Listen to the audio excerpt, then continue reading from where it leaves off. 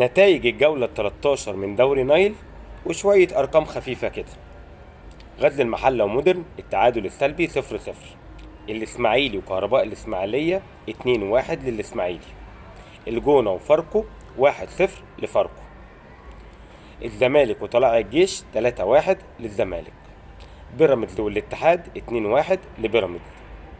الأهلي والمصري التعادل السلبي 0-0. سيراميكا وبتروجيت 2-1 لسيراميكا.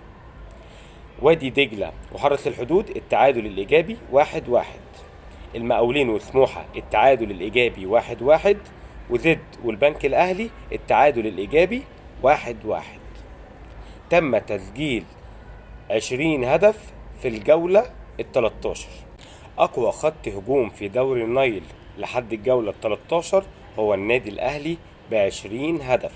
وأقوى خط دفاع لدوري النايل لحد الجولة 13 هو غزل المحلة ودخل فيه 4 أهداف فقط. أحسن 3 لعيبة في دوري النايل لحد الجولة 13 هما بالترتيب كده، وده مش رأيي، ده رأي النقاد.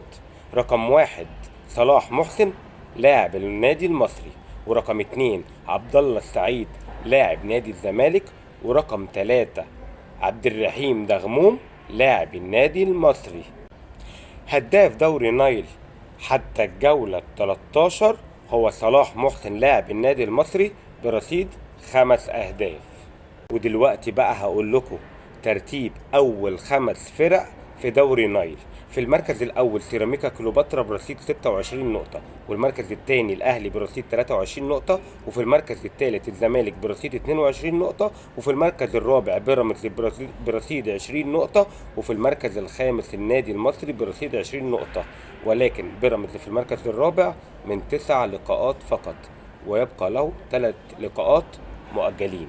وترتيب آخر 3 فرق في دوري نايل: في المركز 21 نادي كهرباء الإسماعيلية برصيد 8 نقاط، وفي المركز 20 نادي الاتحاد السكندري برصيد 8 نقاط، وفي المركز 19 طلائع الجيش برصيد 10 نقاط.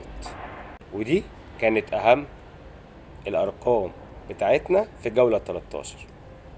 سلام.